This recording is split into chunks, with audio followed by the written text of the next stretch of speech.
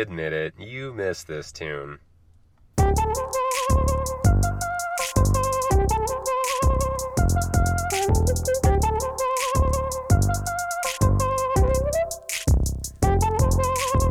Hey you all, Farmer Jesse here. Welcome back to the No-Till Market Garden Podcast, episode 1 of season 2. And we have a great episode to kick it all off with. I caught up with Mikey and Keren of Mossy Willow Farm on their vacation, actually, because they're in the southern hemisphere. And I love this episode for so many reasons, but one big one is that I think it kind of just sets a great tone for the season. We talk about the need to avoid dogma. We talk about the importance of taking care of oneself, the different forms of capital and how they are critical to farming. Mikey and Keren also did a little work over there at Singing Frogs, and we talk about that and how important that mentorship was to them. And of course, they break down their no-till system. Keren and Mikey are so much fun, super charismatic, and this episode is just full of great insight, so I am excited to bring it to you. Real quick, some stuff, some goings on. As I record this, there are fewer than 10 tickets left to the Frith Farm event here in Kentucky. I think it's literally 8 tickets. Daniel Mays and his fam are coming down, and we'll do an intensive with him on the unique cover cropping system they use up at Frith.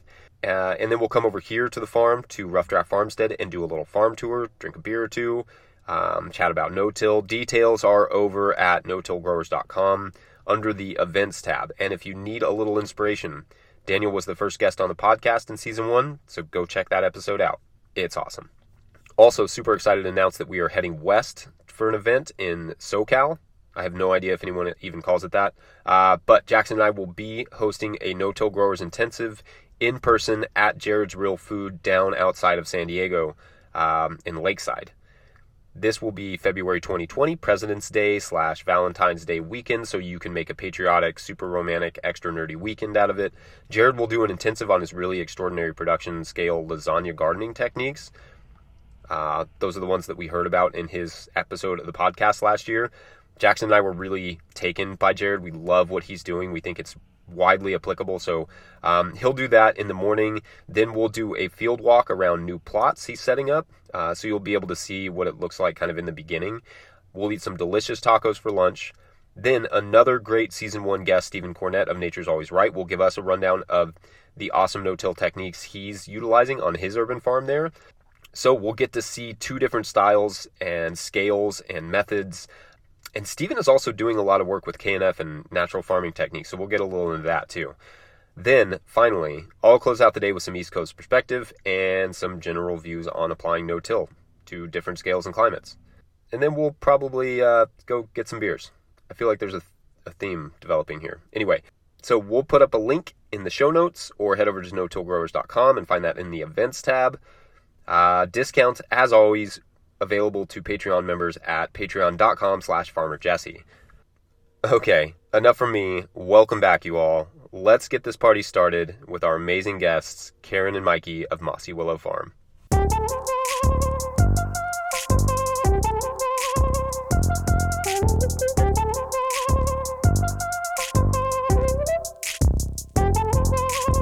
Keren Soshu and Mikey Densham, welcome to the podcast. Thank you very much for having us. Yeah, very happy to be here. Yeah, and we're super excited to have you on. I think we should just start with the obvious. Tell us a little bit about Mossy Willow Farm, where you are, how much land you have in cultivation, and those sorts of things. Oh, fantastic. Well, first, so we farm in the Southern Hemisphere in Australia, in the state of Victoria, which is in the southeast. So it's a beautiful part of the world. It's a very much like a wine region. So a lot of the got basically vineyards, cherries growing, apples all around us. It's quite a nice hilly area, volcanic soils, beautiful area.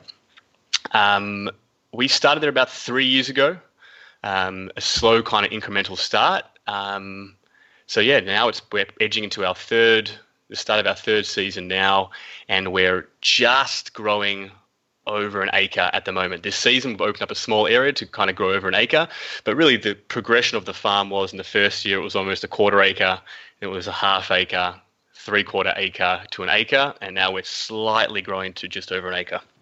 So when we just started out the first year, we were focusing on a CSA just because it was easier. Mikey was born in Melbourne, so he has a bit of a connection that we could start selling to.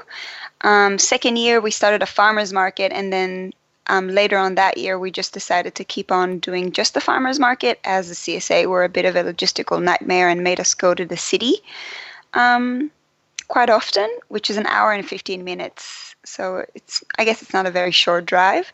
And at the moment, we sell to 2 farmers markets on Saturday and Sunday. And then we started also this year to open our farm gate, which was really cool, on Saturdays as well.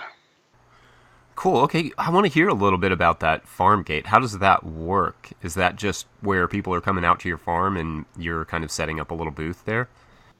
Yeah. So just because we're on quite a touristy area, it's just an hour from the city. It's beautiful. There's a lot of wineries, so there's quite a lot of traffic, especially throughout summer.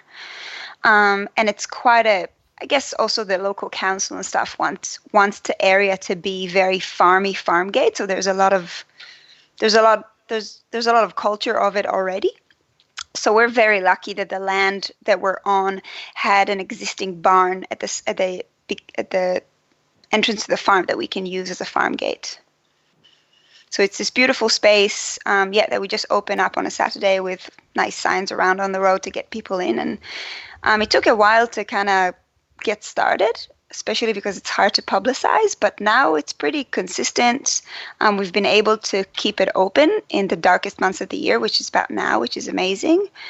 And it's going really well. It's just a beautiful way also to connect to our local community as we sell. Our big farmers market are in the city. Nice. So I want to hear a little bit more about Victoria, because I was kind of looking at Australia, and being like a typical American, I just assumed like all of Australia was kind of hot and dry. But it turns out like Australia's got this really amazing varied climate, and especially right there, Victoria into Tasmania. You all aren't that far from the Antarctic. I mean, it would be the same it's like the distance between roughly New York and California. So can you talk about your weather and the rainfall and the climate in general? Absolutely. I think the variety of landscapes, climates, soil profiles. So where we are in the southeast, it's very much, for the American audience, it's very much like Sonoma County. So we actually farmed, which we can talk about later, with Singing Frogs Farm, and the climate there is almost exactly the same. In fact, the latitude, is exactly the same. It's just they're north and we're south. So that was kind of a bit of a flip, that we ended up farming in Australia in the exact latitude that they grow, and that's why we got a similar climate to what's going on in California in terms of it's probably a little bit less Mediterranean than some parts of California, probably a little bit more into a warm temperate. So again, we get some really nice temperate winters. They're cold, but nothing crazy. Most of our rain comes over the winter period. So basically autumn, winter, and spring, and then summer it dries out a bit, but we still do get some summer rains, and our nighttime temperatures drop down. So some places we're farmed in the world, your nighttime temperatures stay quite warm, but ours actually still drop down in Celsius. They drop down to say 17, 18 at nighttime, which is quite warm, but it's also not warm enough to I think affect the growth of some crops. It kind of gives them a bit of breathing space at nighttime before the sun comes up again the next day. But in Australia, it's amazing. The northern part of Australia is tropical. You look how close we are to the equator in the north of Australia, so it's fully tropical, bananas, mangoes growing up there. Where we are, it's temperate. The centre of the country is desert, and then if you go across to the west, it's also super dry, classic Mediterranean. So the climate across the country changes a lot, but we're very lucky that we're in a beautiful, beautiful growing area. Yeah, that's super cool. So when I want to hear a little bit about how you all got into agriculture, and I want to hear a little bit about working at Singing Frogs. Yeah, so I guess, both me and Mikey, we grew up on different continents. Mikey is Australian. He grew up in Melbourne, and I'm Israeli. I grew up in the north of Israel and been living there my whole life. And we met in Israel when Mikey was living here. We were both working at the time on educational permaculture centers, doing gardening and a lot of education work, and doing very similar things. And we met through that. But very quickly coming together, we kind of understood that what excites us is production, and what excites us is growing food and providing for people, and also making sure that we can after really understanding that this is something we love to do, that we can make a living out of it. And in Israel, we couldn't really find the right mentors, and we were looking all over the world to somewhere that we can have an example that is similar to the climate here in Israel and also to the climate in Australia. And it was quite hard to find something because a lot of the examples were, North America or Canada or New York, which is so different than what we're dealing with. And then I think it was a drought fighter article that I think was the first time that a lot of people started hearing about singing frogs, and we were just like, this is amazing. In California, using drips. And we were very lucky to reach out to Paul and Elizabeth just via email. I don't think, they didn't have any formal internships, and just offering to come and work and learn. And it was a great connection. And we went there for 3.5 months, and lived on the property and interned on the farm, which was an unbelievable experience. And definitely set the tone to everything that we're doing today. Besides the fact that we've learned so much and had such amazing connections and relationships with the people who work there. Nice. And then, Mikey, you grew up you were born in Melbourne. What was your sort of track to agriculture? Yeah, funny enough, yes, I grew up in Melbourne, and I actually planned on going down the educational path. I was really into kind of alternate education and that space, but often looking at the human spirit, what excites us. And I ended up, my path led me to being over in Israel, linked to kind of my cultural and my cultural background being Jewish, and always had an affiliation, a strong connection to being outside. And a friend invited me to a farm, and before I know it, I just fell madly in love with the lifestyle. Being outside, it was a very community-oriented farm, so there was a lot of young people, passionate energy, and it was really inspiring. From the first times that I felt a serious click in between what I really wanted to do in my life and this meaningful space, which you saw the creations come to happen, and you could sell it and share it, and it was a community uplifting experience for me. So I dived headfirst into that space, and it wasn't. But then, as Keren mentioned, once we kind of met up and fell in love and started living together, it was that kind of, when we came together, realized that we could make this happen together. We could really make the dream work in a different way in terms of starting our own farm and honing our skill set. Yeah, and so in Israel, I often think Israel has a lot of really amazing technology coming out of it in terms of agriculture. I always see these crazy videos of these insane machines and techniques, but I don't really think of it in regenerative agriculture. Is there... Keren, you said you were doing some sort of permaculture work up there. Is there a lot of that? Is it a growing thing in Israel, or what's your take on that? I think it's coming along. Definitely, 6 years ago when we started, there was very little mentoring to the production and that we wanted to do. There's a lot of organic happening, but it's quite conventional, like very large scale, very mechanized. But I think it's kind of hard to know. Always I felt like Israel came into, it was not that I know so much about it, but was established in the peak of the agricultural revolution. So all the technology and all the efforts were going into the industrial model. And slowly, you're starting to see more and more. Obviously, we haven't been living here as well for the last 3 years, so we're not as connected to what's happening.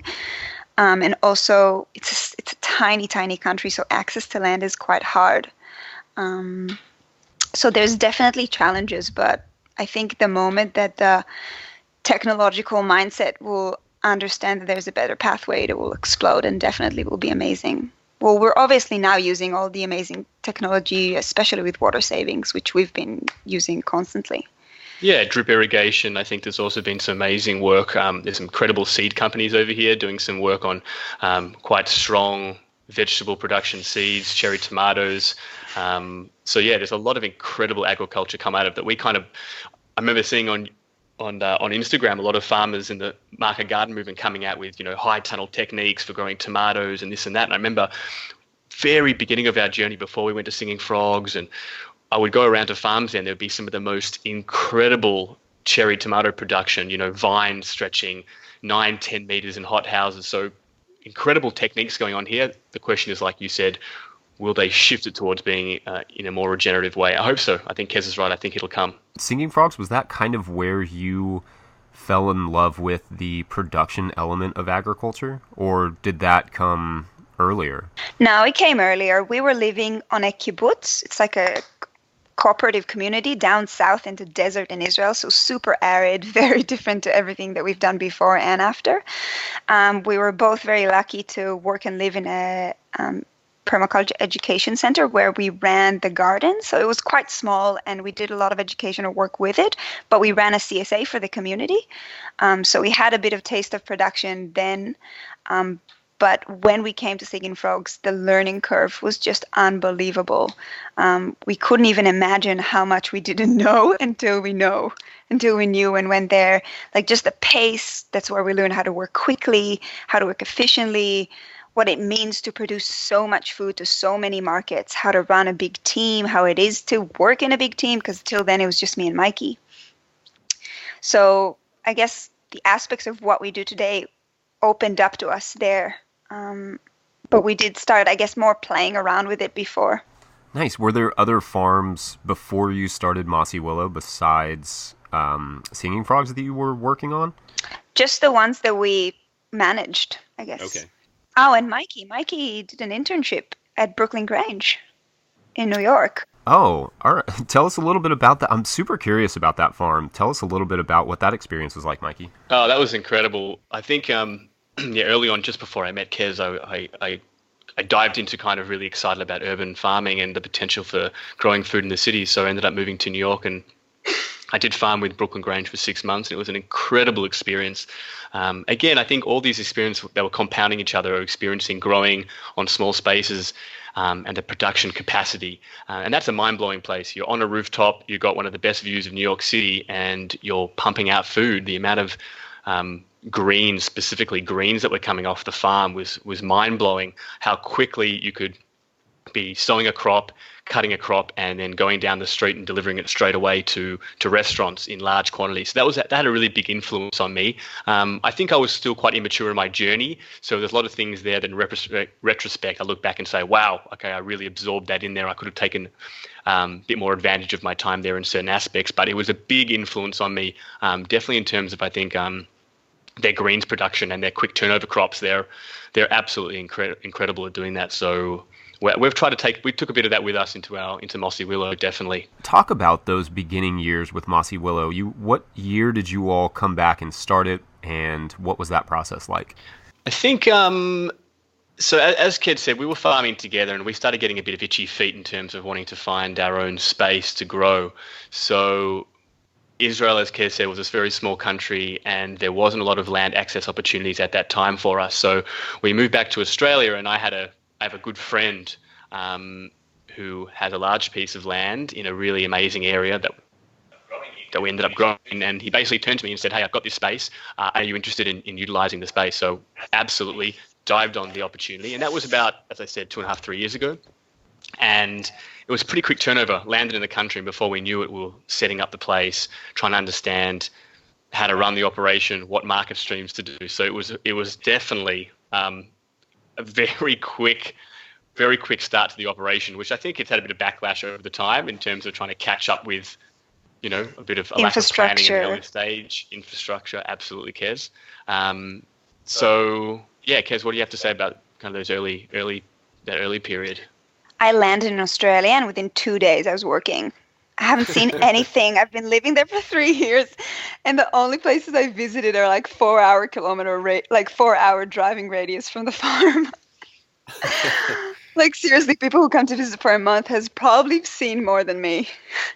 But it's amazing. I think growing in the desert in Israel, in such a harsh environment, and then going into such a lush, hydrated landscape was a great experience. Definitely made farming seems more viable and easier. And it was amazing. I mean, the first year was just like, it's like you're on drugs. I mean, we were making our dreams come true. We were feeling like we were doing it on our own. We had a CSA that was working amazing. We managed to get a lot. I mean, I guess we managed to get about 40 shares out of a quarter of an acre, which was pretty good.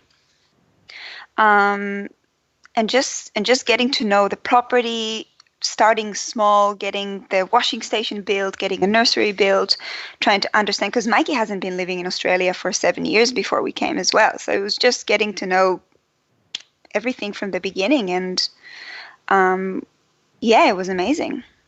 We're very lucky also to have a beautiful intern that kind of rolled our way, and Luca, and we became a great team. And long hours, very long hours, 12-hour days, 6 days a week. But at the time, and we can talk about it a bit more because it's something that we're really trying to change for this season, but it was the dream. I mean, we were doing what we wanted to do for so long, and it was working.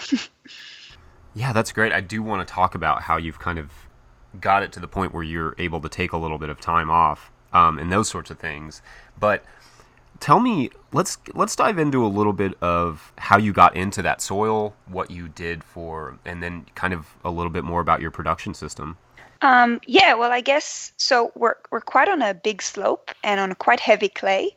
So I guess with opening up plots, we really opened them one at a time. Like, we didn't do a big farm plane to the beginning, also because of the relationship with the landowners and trying to understand where things are rolling into and seeing that we're not, chewing more than, does I say biting more than you can chew? Yep. Is that Yeah.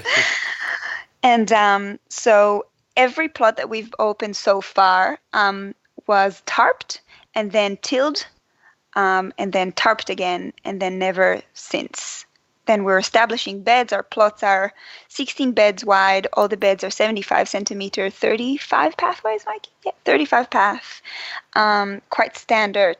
And just opening one at a time. Yeah, putting quite a big amount of compost to start with on the permanent beds, trying not to raise them so much. We're kind of working with, I guess, semi-raised beds. And then drip lining we use. For the first couple of years, we only used drips, which was quite challenging with a really heavy clay. And then started from there. And then with that initial tillage, are you adding amendments and that sort of thing, or is it just tillage straight away and then you're adding the compost over top and then you're starting the gardens that way? Yeah, great question. I think when we started off, there was actually a lot of kind of apprehension about the whole thing. No-till. There wasn't many farms out there talking about no-till. Thankfully, we'd had the experience with Paul and Elizabeth at and Singing mentoring. Frogs. They helped us a lot. And we were in contact with them a lot, and that was that's something I can recommend to everyone. It's such a beautiful thing to have experienced farmers who have had many years behind them on call, and Elizabeth and Paul were incredible. I'd shoot them an email, we're thinking about this, or can we have a Skype chat, and we'd call them up and I'd ask them a host of questions. So I remember we spoke to him about it, and essentially because we had such short time to kind of get things open, that's why we initially went with the idea of bringing in a tractor. So we brought the tractor in, and over time it's changed. So that, as I said in the beginning, we'd basically just bring the tractor in, loosen up the soil, and then we'd be putting all the amendments on top. Now, actually, if we have the opportunity, we actually lay a lot of the compost on top, and have actually brought the tractor in after that. So that kind of, Paul said, take that opportunity. If you bring the tractor and take the opportunity to get those amendments in, get them down deep if you're going to be doing a tillage anyway. And then after that, we really came in with the mindset that we were establishing.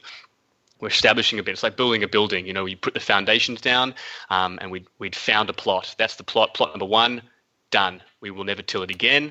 And then we'd move on to the next one. So, so in the beginning we'd put a whole lot of compost after, and now later on we're trying to put the compost on before the tractor comes in. Great. And then you're planting and then cutting that crop out. What is your sort of bed turnover process, and how has that evolved?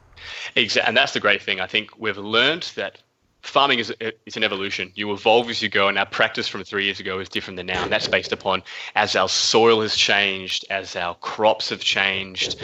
That's changed. So in the early stages, we were practicing very, very much like we learned on Singing Frogs. So we'd be cutting crops out, leaving the root systems in, putting a level of compost on top, and moving on to the next crop.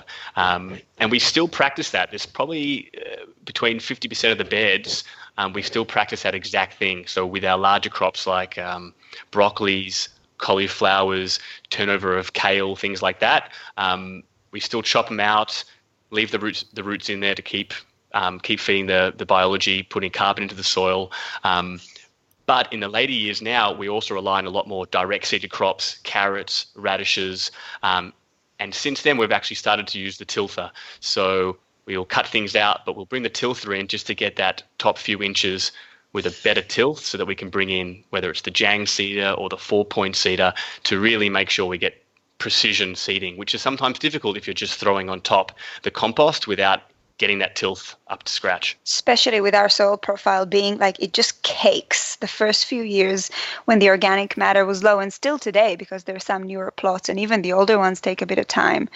For me, it was a bit of a hard decision coming in with the tilther, also just because I'm not a tool fan and also just because I guess we really wanted to do it right. But it just made farming easier and faster and better, and we really try to work with it in a very minimal way, because we just won't be able to do the things with the structure that we have at the moment. Yeah, it's funny because I think about we always talk about context on this show, and I think it's important that to make sure that the tools you're using are going to get you where you need to be in terms of your production too. I mean, there's especially something like the tilther, which is really we've tested it. It's really doesn't go any deeper than a rake. So a lot of people get concerned with that tool, but it'll create a beautiful seed bed, and it really isn't going a whole lot deeper than a rake. So it's context and then kind of like a non-dogmatic approach, I think, is super important.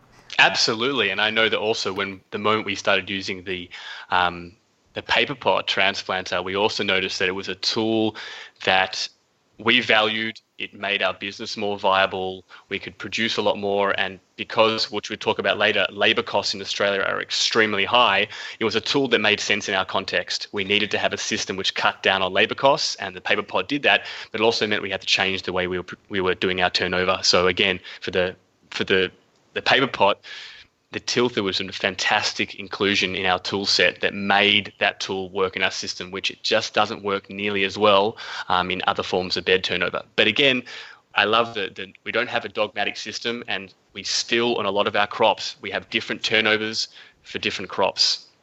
Yeah, I think that's important, having all those tools. I want to talk a little bit about the Paperpot because, like you said, it doesn't work in all systems, and we found it to be really difficult in a kind of deep compost mulch system. We haven't tried it in every system. You know, we do a lot of trials on our farm, but yeah, I found that can you give us a little bit of your sort of Paperpot approach and maybe a little bit about the technique? Absolutely. I don't know if I have too much to add than probably what a lot of other people on the show have come from, but one thing we have noticed that, and I agree, in the deep mulch compost system, we've found also we have a very dry compost that we use. It's got a really great tilth on it, but it's very, very dry. And because you've got the Paperpots are very small, there's not a lot of root mass in each transplant, but we actually found a lot of our plants over the summer are dehydrating really quickly. So that establishment period after we transplanted, also in the Australian sun, it's a very, very hot sun. So we were having a lot of trouble with doing a deep compost. But again, the moment we switched over to using the tilther, the first was the tilther because it actually mixed the compost in with our clay.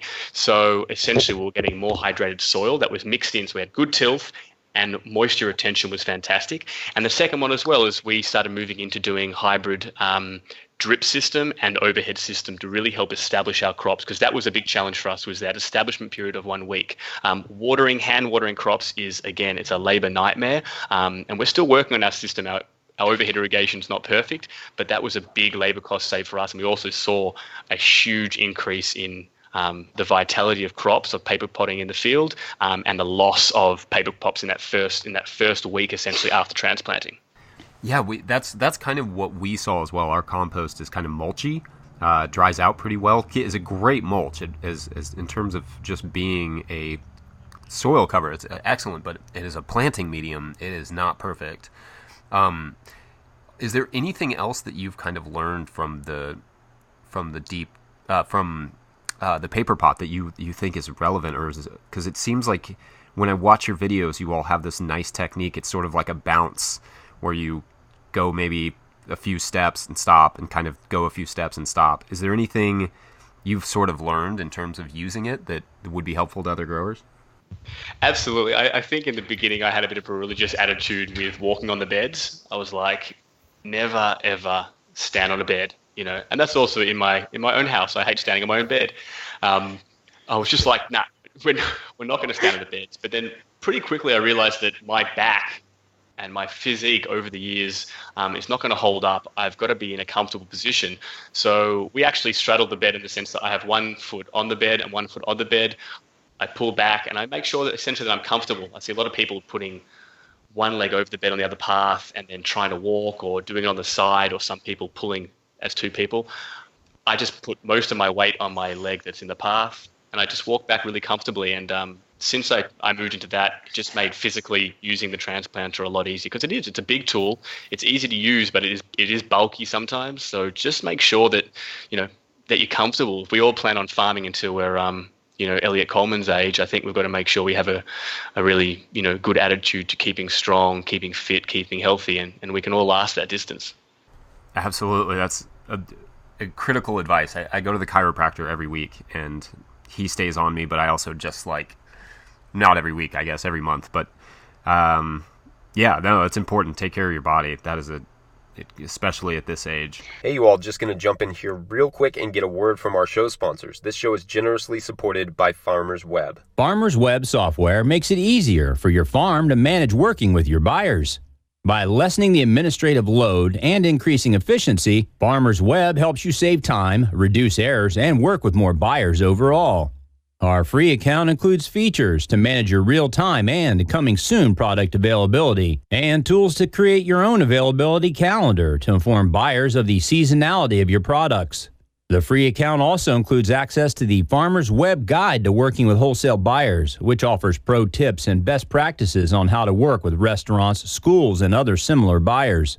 A 1-month free trial is available of the paid account, which includes features to manage your customers and orders, give select buyers special pricing and payment terms, track your buyers' payments, send invoices, keep detailed sales records, and much more.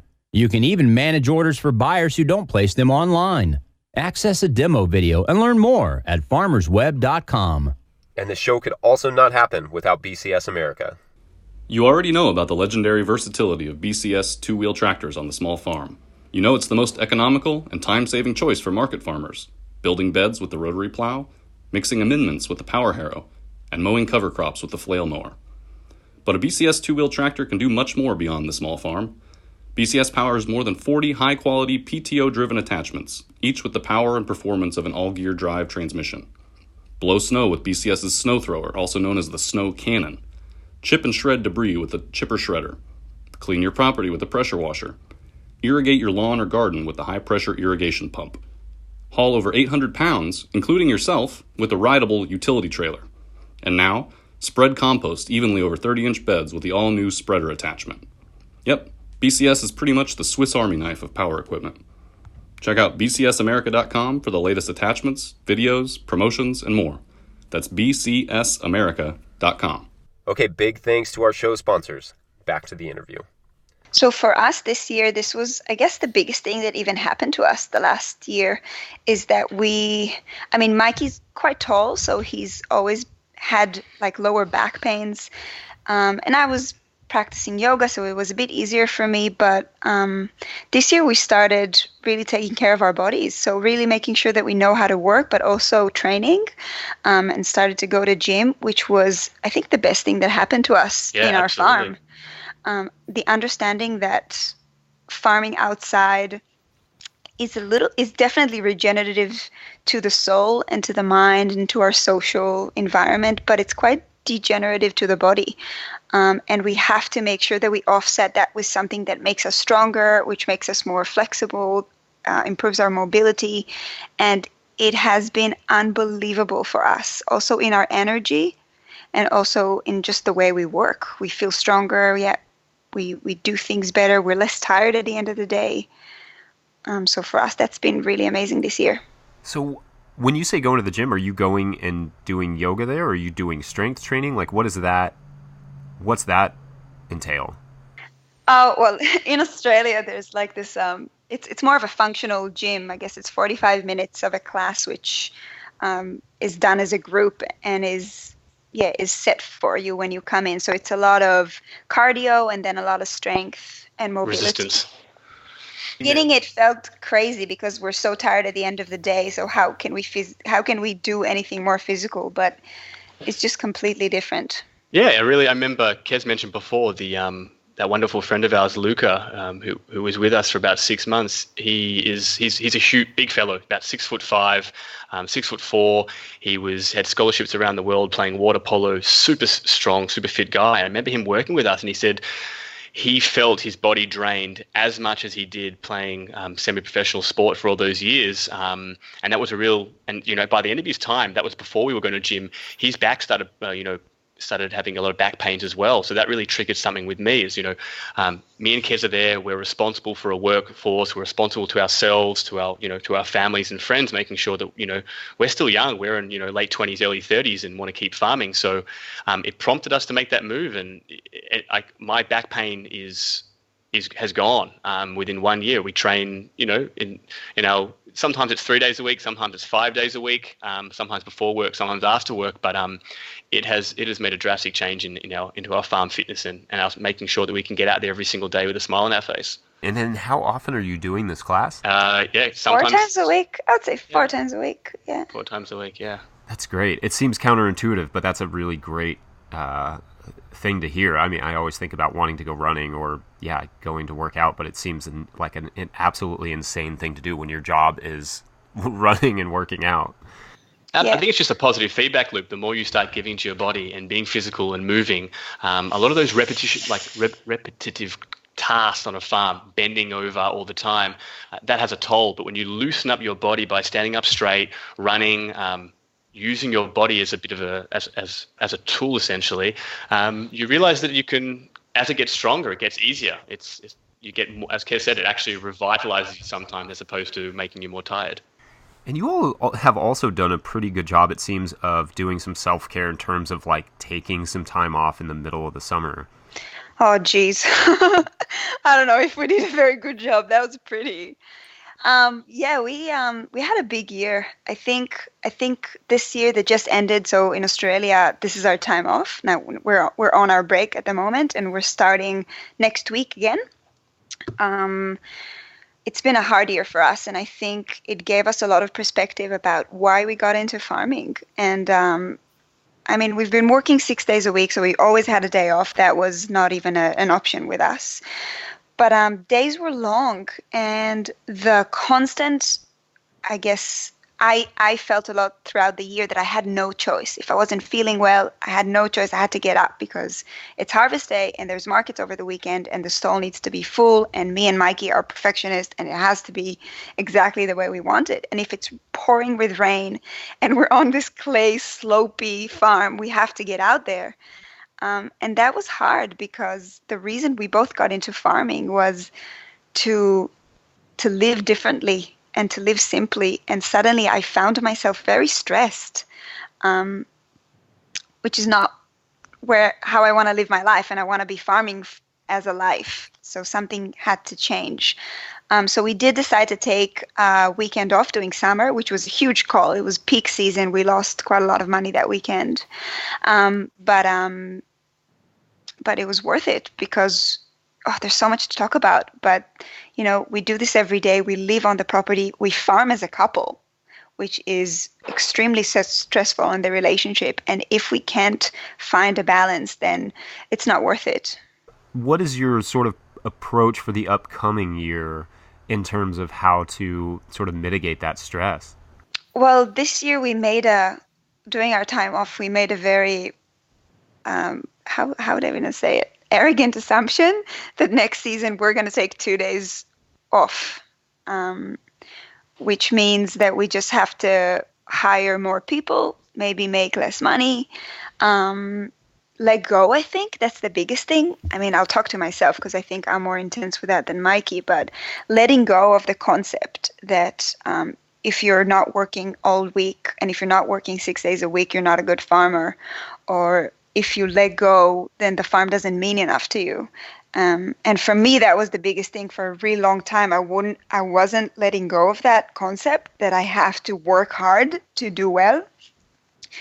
And I think now, after having quite a, I don't know if it was difficult, it was a beautiful year and the farm did better than we've ever expected. But it kind of left us with our tongues out.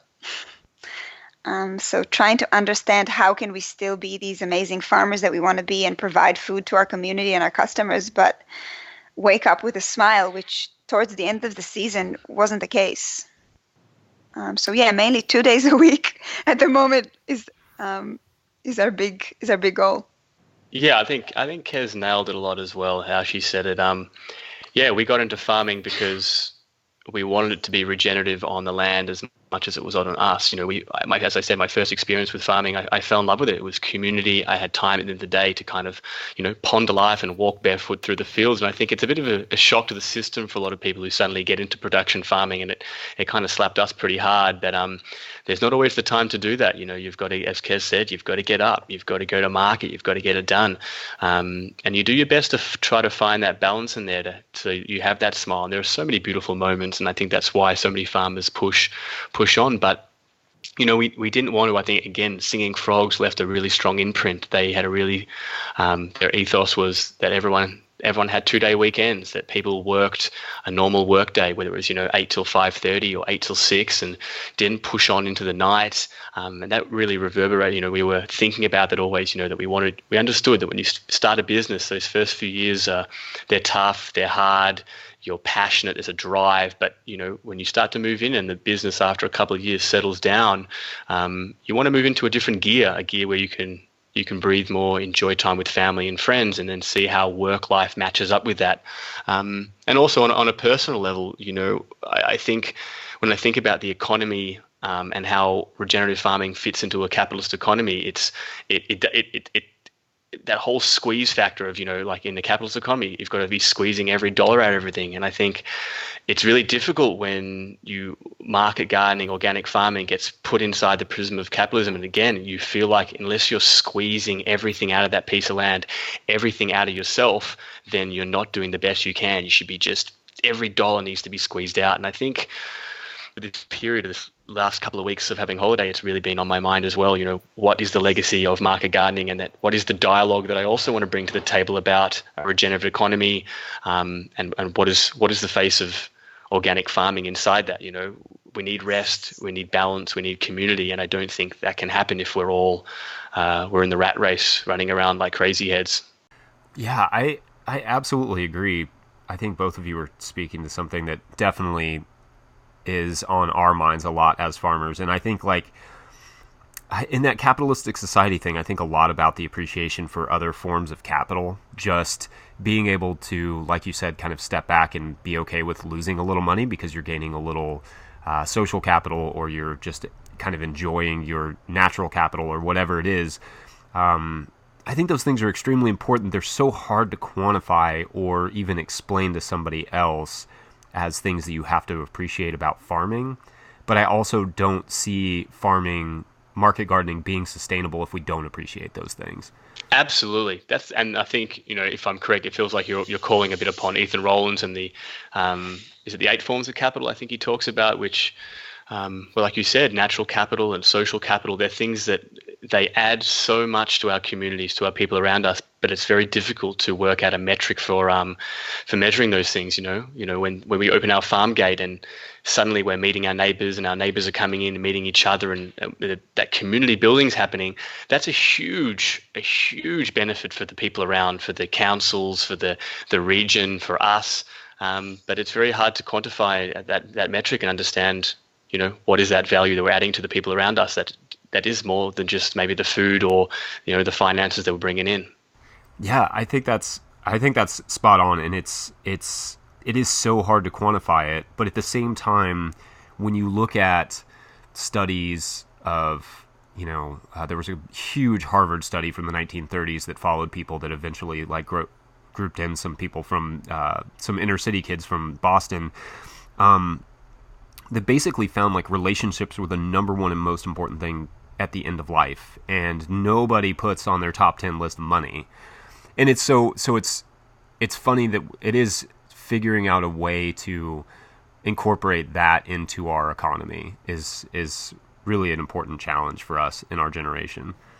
Absolutely, and I think you triggered a thought, because at that point of relationships being one of the most important things, and that was one of the, I think Kez will agree with me, and Kez brought it up a few times, one of the reasons why we were so okay about moving from a CSA into the farmers markets, because for us, we found that our community connection was almost doubled. The face-to-face relationships that we were seeing every day was actually, funny enough, something that the CSA, the community supported agriculture, wasn't giving us in the same amount. So, the priority wasn't just a financial one. It was much more, a lot more capital coming in through the farmers markets. But we were really being, at the end of some of the really hard weeks, we're being drowned, really, really tired. You go to the farmers market, you see the people smiling, where their kids, some of them have had kids over the last few years, and you see them coming. That warms the heart. That is what inspires us to keep going, not just how much money we're coming in each week. Yeah, do you have anything to add to that, Keren? With the farmers market, I think Mikey spoke well. I think for a very long time, and still today, obviously the financial aspect of things is super important to us, for us to be able to make a living, and also seeing people around us that really want to make this as a lifestyle. And still, after all these years, when you feel like the market gardening scene is so developed, it's still scary for young people to come to you for advice, and knowing that they have to make a living out of what we do. So it's obviously still a very big thing that we're trying to achieve. Just slowly understanding other values along the way, I guess. It's just quite different also for us starting out in Australia, which a lot of our experience and our knowledge came from the States, just coming into a country where its minimum wage is outrageous. What is the minimum wage there? Minimum wage is about $25 Australian dollars. At least that's something that we're really an hour. Which when you stack the numbers up, it's something that definitely puts a lot of financial pressure on the business to make sure that we're performing the notch to make sure we cover labour costs. So I know labour costs is a big thing in most countries, but in Australia it's out of control. It is high. Yeah, that looks like it would be about $17 an hour US. Yeah, and I think when you make the translation as well, though, food costs are very similar across the board. So maybe $17 an hour in the US, but at the farmers market, the food cost is still the same per dollar. So whether it's $3.50 or $4 for a bunch of kale, it is here as well. But the cost of production for labor for you guys to bring that to market is still is lower. It's almost equivalent as if you were doing $25 US an hour. Yeah, that's an interesting point. What's your employment situation right now? Well, first of all, we're very lucky to have an unbelievable team with us, which is like this huge thing, because often, sometimes there's only a few people, I guess, at the front, but we have such an amazing team with us that's been going on for the last year. And at the moment we have, for the next season, we're going to be 4 full-timers. So that's the biggest amount of staff that we had so far. And this year we had, I guess, overall it was 1.5 full-time that kind of divided between a couple of people. We also have a few interns that come in. At the first year, it was really organic. Luca kind of just popped up. Second year, we started opening up a bit more to applications, but it was also quite fluid as well. And we were very lucky to have very passionate people wanting to learn, and us really wanting to share also from the really positive experience that we had as interns. And we were kind of thinking about it in the beginning, do we want to go into that kind of barter? But it has given to us so much throughout the years. And after having 1 or 2 and having such amazing connections and such amazing feedback from it, we kind of kept going. And 2 of our interns are today our amazing employees, Rach and Charlotte. So that has been an unbelievable experience. Hey, you all, one last interruption from me. Just want to give a few shout outs to our Patreon members over at patreon.com/farmerjesse. These are folks who find enough value in what we're doing to keep it going and growing. There are nearly 200 of them. And at certain levels, you get a one-time or weekly shout out on the podcast. So big shout outs to Connor Crickmore, Jean-Martin Fortier, Dawson Mahalko, Tiffany Jackson, Ryan Gosser, Yannick Laplante, Jackson Roulette, my partner in no-tillgrowers.com, Fiona and Donnie of Firefly Farm, Ashley Turner, and my buddy Dr. Aaron Hawkins. Thanks, y'all. If you'd like to hear your name shouted out here or just want to support the show, go to patreon.com/farmerjesse. All right, back to Mossy Willow. We talked a little bit about permaculture earlier. Is there anything that you're incorporating in terms of permaculture into your garden, or are there things that you're slowly incorporating that I don't know, will take care of you later on, or what? How is that playing into what you're doing now? Absolutely. First of all, I think the permaculture was a massive influence that led us down the path of becoming no-till. Reading Masanobu Fukuoka's book, Bill Mollison wrote a lot about, deep mulches and compost. So that was always in our mind, and that was the early inspiration before books like The Market Gardener came out. That was some of the stuff we were reading about, how to produce, how to create soil. So that just sowed the seed, so to speak, for trying to farm in a much more regenerative way, one that is focused on soil regeneration, biodiversity, organic production. But as we went, again, Singing Frogs has been that big road, that big junction for us. Being there and seeing their incredible windbreaks was a very, very inspirational, I think, thing to be a part of. It feels like a garden almost walking through there. There's the small pond surrounded by native trees, and there's bees flowing around, and people would come there. It just doesn't feel, when you have an aerial shot, it looks much more like a production market garden. When you're in there immersed amongst it, it feels there are pollinators everywhere. There's birds nesting, frogs, Singing Frogs Farm, there's frogs non-stop. So when we basically got back to Australia, we said that we would mimic a lot of those ideas, incorporating in windbreaks, again, a permaculture idea that we'd been thinking about for a long while. And at the moment as well, we've in between each of our blocks, we have a long, basically a 30-meter windbreak between each, which is slowly growing. The oldest one's only about a year and a half old, and the next one's about 6 months old. But for us, just not even on an ecological perspective, it is so beautiful being in there and being, everything's annuals, everything gets turned over so quickly. But when you're there and you're day in, day out, and you can see these trees and bushes slowly growing up, slowly flowering, bees coming, just on a human element, on a beauty scale. I know that JM talks about on his new farm, just the element of beauty and aesthetics has added a lot to, I think, our farmscape. Yeah, that's great. And then how did you all go about designing those hedges? Actually, something quite interesting that happened in that process. The initial windbreak that we started was we basically made a spreadsheet looking at a variety of native Australian bushes, some being pollinators, some potentially as cut flowers. Basically, we wanted them to be about, say, 2 meters tall, bushy. So we had a couple of factors, made a spreadsheet, and basically worked out which ones we wanted. What was interesting, though, we decided to work with native Australians, not necessarily endemic species to our region. So we planted out the first windrow. So it's about 60 meters now of small bushes that will get up to about 2 meters. And we slowly monitored that for the first year, and I was actually surprised they didn't catch on nearly as well as I'd like.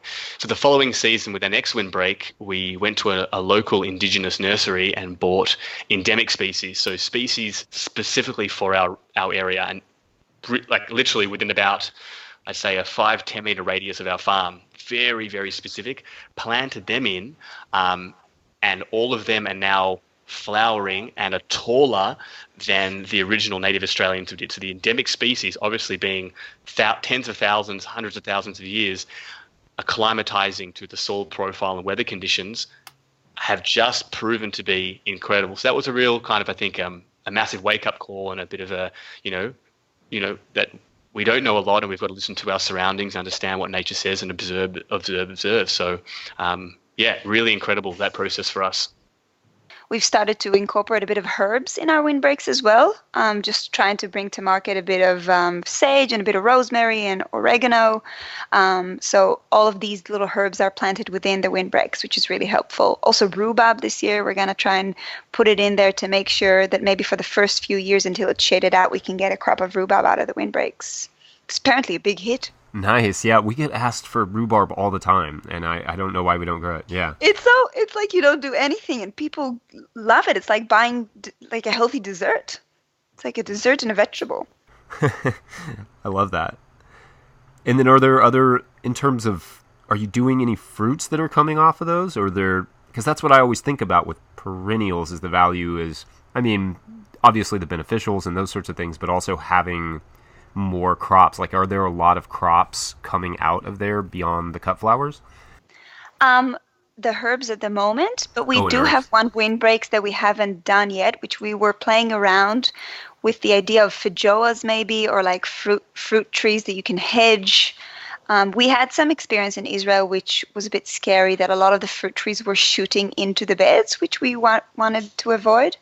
But that is maybe to be planned in the future, and nothing yet at the moment. But I guess on the permaculture note, I mean, for me and Mikey, I guess vegetables are a huge part of our lives, but we definitely see Mossy Willow and we definitely see market gardening and vegetable production as something that we wanted to include in a bigger system. So having market gardening as an element of a system that produces more, if it's animal production or if it's tree production, or obviously the combination between them, and also creating a bigger community around. So having more, I guess, shareholders, you can use them, that will hold the load of agriculture with you, because as we spoke about, it's a big one, and at the moment it's been carried between me and Mikey, but definitely our end dream is to be able to share our life with like-minded people that will hold that together, and having the vegetables and enterprise with other things that would work under the same umbrella. So that's kind of a dream that still exists, and I'm sure we're going to get there. Yeah. I'm curious, it kind of sparked a thought. Is there anything, and you all can take a second to think about this, but is there anything that you've been trying or have tried that hasn't worked? I always feel like we can learn a lot from successes, but we can learn a great deal more sometimes from things that don't work. So is there anything like that you feel like you could share that would be helpful to people starting, a sort of no-till market garden? Things that we messed up. There's so many. They feel little though. There's so many. Are you looking more like a technical side or a marketing side, or? I guess it could be either. I mean, I always think like you have these, I go into the garden sometimes and I'm like, oh, I have this idea, this is going to work. An example would be just yesterday we crimped some buckwheat and some other cover crops, and then I ran it over with a flame weeder, and I was thinking this is going to work, like this is going to burn all those tender stems, and I kind of don't think it worked. I think those are kind of important because it seems obvious that would work, like a good crimping and then a good flame weeding, but then it doesn't, because in this case, the stuff that was on top essentially just protected the mulch that was underneath it. So that's what's coming up. So I don't know, it could be technical or it could be something else. I think weed management was a huge challenge for us for the first few years. Mainly because we haven't experienced a winter anywhere. I mean, at Singing Frogs, we were there spring and summer and then had to leave due to visa stuff. But we've never experienced winter production. So there we had a lot of mistakes regarding like how to manage the beds, how to manage the weeds, especially if like, usually we, for example, first winter, we left a lot of crops in the beds in thought that we want to keep something in the soil. If we seeded something now, it will take too long to come back. We want to keep them covered, which ended up being a terrible idea, as the moment that, the sense of spring came along, everything was exploding. Heaps of seed pods and flowers with weeds that were in the beds and the crops, which then made spring, being so busy already with planting and seeding, also being a massive cleanup for the farm. And that was quite traumatic for us. I mean, let's say that after our first winter, the farm was quite similar to a paddock at some point, or at least parts of it, just because of mismanagement of winter and letting things go a bit, and being so rainy we couldn't weed, and being scared to put so much time into weeding because you have to collect everything because they reroot if it rains so often. So the weed management was huge for us, which now we became quite militant. Yeah, about about how we handle weeds and how we put time in the schedule to make it happen. Time and money, apparently, because labor is money. How have you adjusted to manage that now? Are you cropping all winter or cover cropping, or what's your strategy now to manage that? Yeah, funny, that was one of the big decisions we made this year. So we're on break, but as Ked said before, our team's still at the farm at the moment, and we're still going to market, and we're still selling. And a part of that was a decision of, okay, can over winter, can the farm produce enough money to cover costs and wages? But the benefit was also the fact that they would be managing the farm over the winter, over the darkest period. Like Kev said, it's cold, but it doesn't freeze over, and weed and grasses will still want to grow, and they'll grow faster than your crops. And so we made the decision this year based upon our learning from last year, the big mistake where we left, and we had, as Kev said, it was a nightmare spring trying to recover. Making sure these guys are on top of things, and they really are. We're going to launch back into spring we're going to have a spring in our step, essentially. We're going to be just in such a better spot. And I think that's been, Kez and I really complement each other as work partners, in the sense that, analysing a problem, understanding what happened, not letting it get us down, breathing in, and knowing that the best part about farming is there's a season after a season after a season. You get a second, third, fourth, fifth go at recovering and learning from all your mistakes. And I think that's been one of our strong points, is how we learn from mistakes and fix it as soon as possible so that it doesn't happen again. I guess I remembered another up. Oh, Go for it.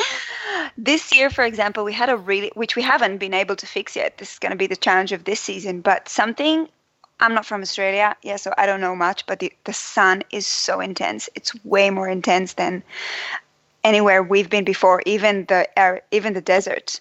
And we had a really hard time with establishing certain crops this summer.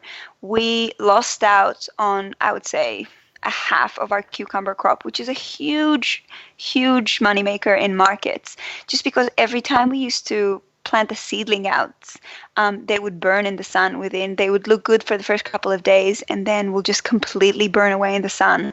And sometimes when really bad things happen, like losing all your cucumber crop, it takes a little bit of time for it to sink in, and at least for me to see the answer. So we ended up losing a few successions until understanding that maybe we should cover them with a shade cloth or do something like that, just because we haven't experienced it before. But we lost almost all of our crops of beans, cucumbers, and a little bit of the zucchinis for not catching up on time yet, which was really huge for us. So this year we're hopefully going to be way more careful and particular about it, even if it costs us more time. Yeah, that's great. It's great being able to roll those lessons over to the next year, like being able to get through them, learn them, and then have a good plan for how to solve them. Exactly, and like you said, that's farming. It's like a giant problem-solving game. I think it was our second or third summer we'd gone through, and it's right. Every year's different. Every summer's different. Every winter's different. This summer was far hotter, far more extreme weather, super dry that we hadn't experienced the year before. So, just the moment you think you're about to nail something, Mother Nature throws another curveball at you. So, again, I think there's so much in farming that, you're cultivating the field, like we said before, we're cultivating your bodies, and you're also got to cultivate a really strong mindset of resiliency, of being kind on yourself, letting go and moving on. And young farmers and farmers in general have to know that is a solid part of farming. Work on your mindset. Yeah, absolutely. And then I want to just talk a little bit about profitability. Like, how long are you willing to share some numbers? And then can you talk a little bit about how long it took you all to finally get to kind of where you are now, where you have employees and the farm's kind of taking care of itself? I think it's when we got into the farmers market that was the tipping point. I guess maybe midway through our second year, is when we started doing 2 farmers markets, which went really, really strong. And suddenly, having access to people that we hadn't had before without all the extra trouble of packing and delivering and going to the city and the logistics and the time that the CSA took from us. Yeah. I think Kez is right. Farmers market really was a big one that got us up. Numbers wise, like we said before, like it's been a really scary one for us. When we first started off, we were looking at a lot of, the 6-figure farming. And I remember I was thinking, all right, is 6-figure farming possible? That was, many years ago. And I think the wake-up call when we got to Australia was, again, we were like looking at all these models coming from North America with very different labor costs, different seed costs, different costs of tools, and realizing that the context in Australia of profitability was a very big... It's very different, and really recently, luckily, we've got some very close farmer friends from different farms that, I talk to them often about profitability, about their numbers, and we're looking at this year doing an open book scenario where we share each other's books, so we can start looking at, who's doing, who's maybe doing better over there of cost, with packaging costs, and who's getting their seed costs down, so we can cross-reference, because there really wasn't a lot in Australia for a broad thing. So, like we were saying before, with a minimal labour cost of $25 an hour, we're looking at this season with 4 people on board full time.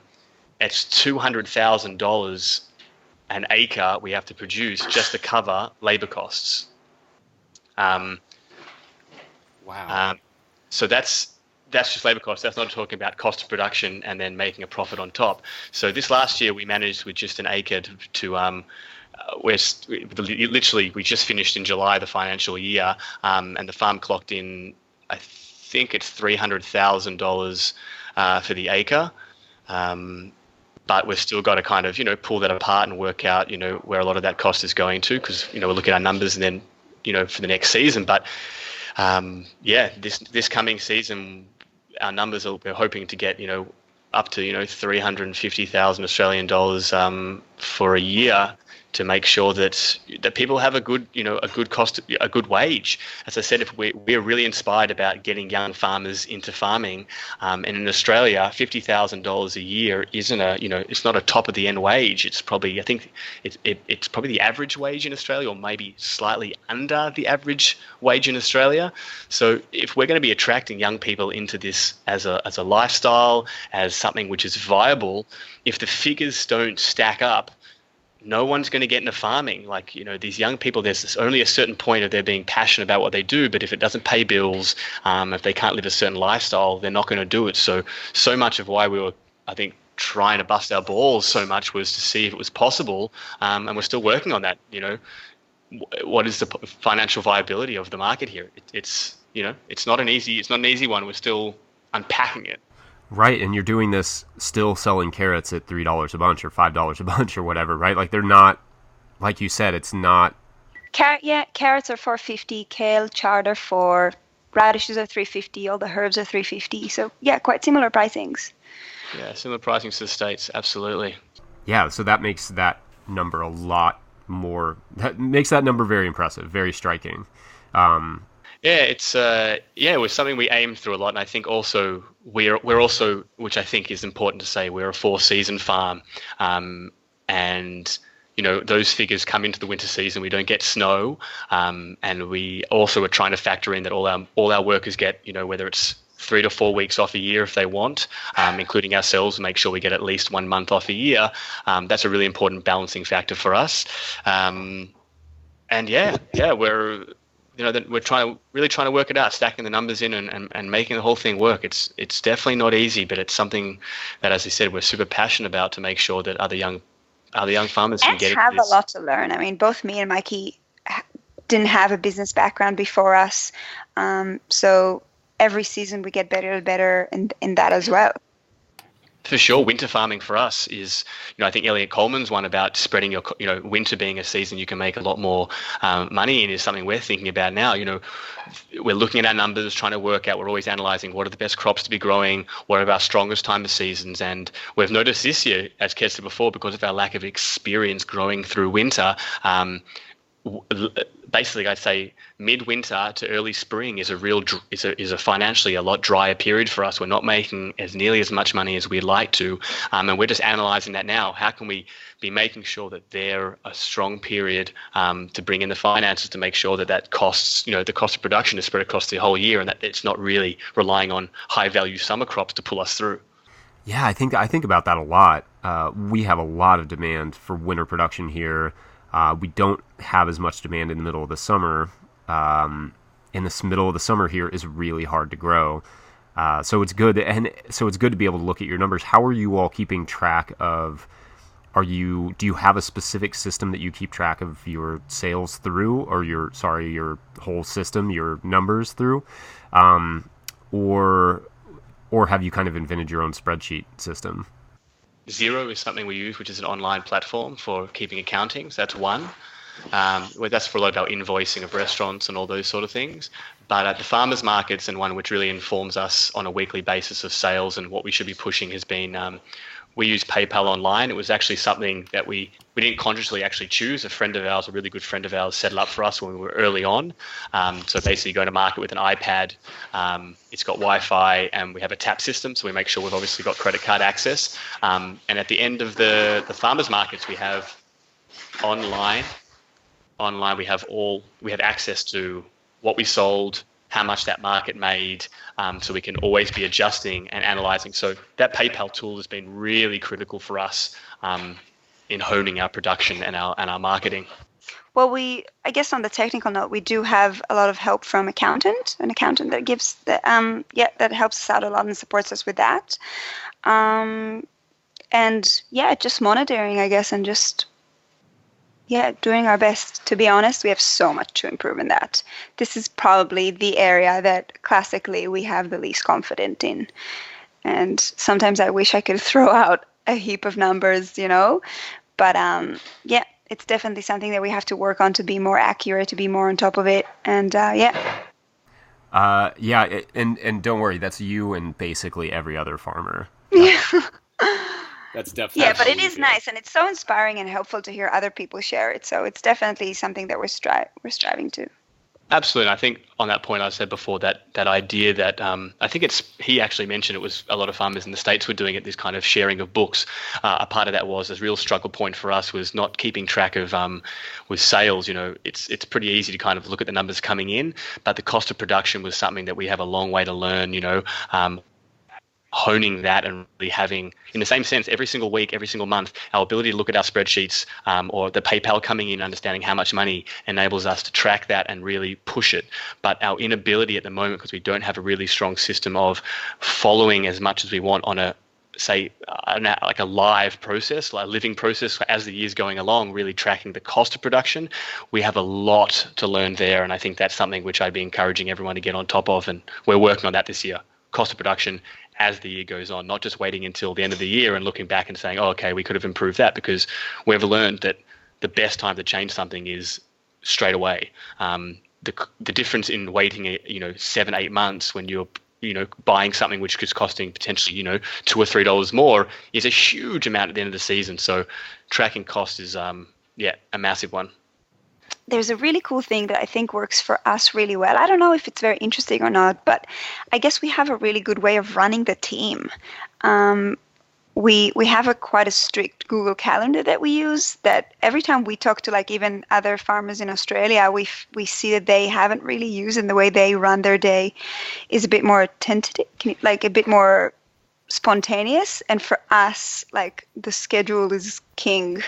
I mean, when we started we're doing the Never Sink course and looking a lot of his task ticket, and I feel like that's our equivalent for a task ticket, and that's why we've been implementing a lot of things from the course, but not necessarily that one, because we felt like the Google Calendar really answered that niche for us, and it works unbelievably well in the way that the farm runs and the way that the employees feel that they have a structure and a very clear idea on how the week and the day is going to look like and what's needed of them in every task, and everything is very detailed in what they need to do, what they're expected, and how long it needs to take. I guess I don't know if it's relevant or not, but it is pretty cool. that's a great addition, because I feel like myself, I'm in that sort of more spontaneous, and I hate it. Oftentimes we can go through the whole day and I can just be like, we're doing this, this needs to be done. But then sometimes I look around and say, oh, I don't know what we're doing right now. And I think that's extremely expensive. Yeah, absolutely. Like, yeah, Kez does the schedule, and it's mapped out. And Kez does it in a way also that if we have a cracker day and we finish 4 hours earlier, she has a list of, a number of jobs that we can do. So there's almost, as I said, because I think labor is so high in Australia, Keren was incredible at making sure that we maximized every minute of the team's work in a day.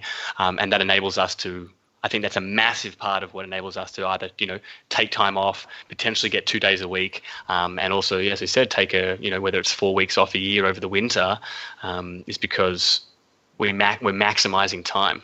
Yeah, it's such a big experience for us, because when we were working on those educational farms, we were working with a lot of volunteers, and there's nothing worse than like not knowing what to do. So I kind of started it there, and now, every Sunday I'll walk around the farm. I'll have all the tasks that we need to get done to the week, and it's like a mad Tetris.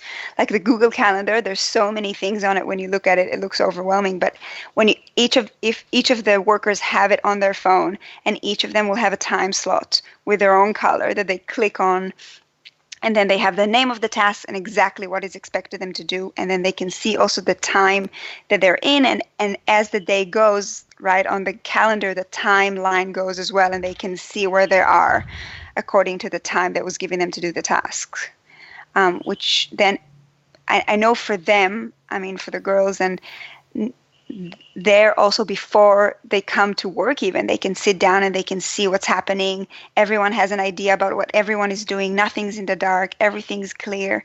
And yeah, it gives them a lot of security to just do the best job that they do, because everything is in there.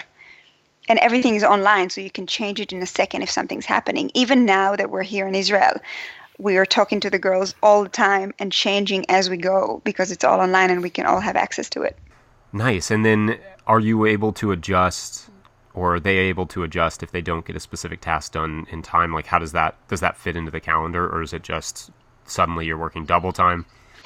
Well, it's very dynamic. Just because obviously we're a small team and we're working together, there's usually just one person that will have the access to the calendar, because it will be chaotic if it won't be like that.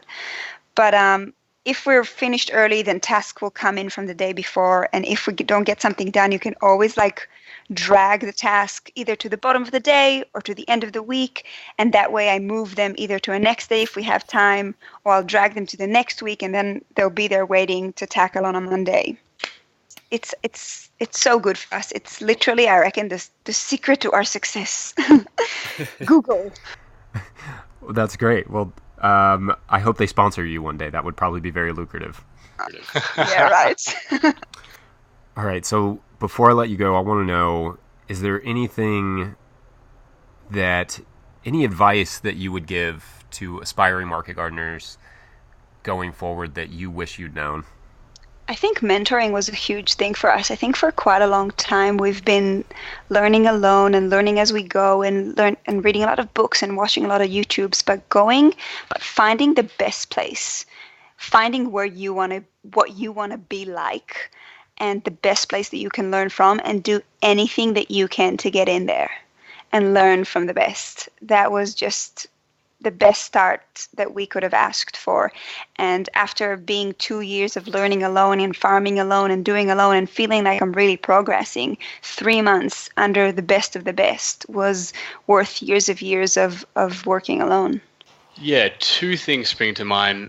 One is, and I still say now, that I think farming in general sprung forth from community. Community, the establishments of sedentary communities and agriculture, they share the same origin, and I think we sometimes forget the need for community around us, the need to farm with friends, and that's Kez and I farm together, and we're a huge support network for each other. But I think I often toy with the idea, what would it have been like if we'd started this farm with a number of other really passionate farmers and worked it out together, sharing the load, and really kind of trying to inject that community and shared responsibility across multiple shoulders, and also what that gives you when what that gives spiritually, what that gives you psychologically when you have that support all the time around you. And I think the other one is also looking out for people who are interested in investing energy and finances into you. We didn't speak about it, but we have a partnership, a really interesting partnership with someone with an organization called Small Giants. And I think I've spoken to a lot of young farmers and try to encourage them to look for government grants, look for big companies that are interested in working with organic farming, organic agriculture. Look towards your local councils, municipalities for doing anything that can help you with some financial support is something you need. There's a lot of finances going to the big ag, and there needs to be a lot more going into support, small businesses. At the end of the day, we're farmers, but we're also running small businesses, and there are small businesses all around that try to get grants and try to get people to invest, and families, family and family friends to invest in their businesses. And I think we all need to have that same perspective when it comes to starting our own farms. It's a small business. I think that is a great point. Something I've been thinking about a lot lately is the idea that honestly, I just kind of think that the future of farming is collaborative. It's multiple farmers getting together. It's like you kind of just touched on, maybe, having an organization or a company or a business of some sort helping to start a farm, or it's having investors or something to that effect, because you just see the power behind putting a little money and putting a few families together and then starting a farm versus trying to do it all on your own. For sure, and I think it also goes back to what we're talking about in terms of those various forms of capital. We do have so much to offer, and you'd be surprised. There are a lot of very enlightened businesses out there, and enlightened funds and foundations that share a similar vision of what they want the future to be of regenerative agriculture, and the ability of young farms, and also with more and more people moving to the city, these rural outposts, beautiful farmscapes, organic. We have a lot more to offer, because our leverage point is not going to be finances. Most of our farms we're trying to cover costs and just make enough that we can live this beautiful lifestyle we do. But we can look to those other forms of capital, whether it's community capital, whether it's natural capital, that we can offer up as something that's worthwhile going into partnership with these other businesses. And I think that's going to allow a lot more people, like you said, to make farming viable into the future by partnerships. Well, Mikey and Keren, this has been an absolute pleasure. Thank you so much. Thank you. Yeah, thanks so much for the opportunity to have us. It's beautiful that we're humbled that you called upon us both to share some words.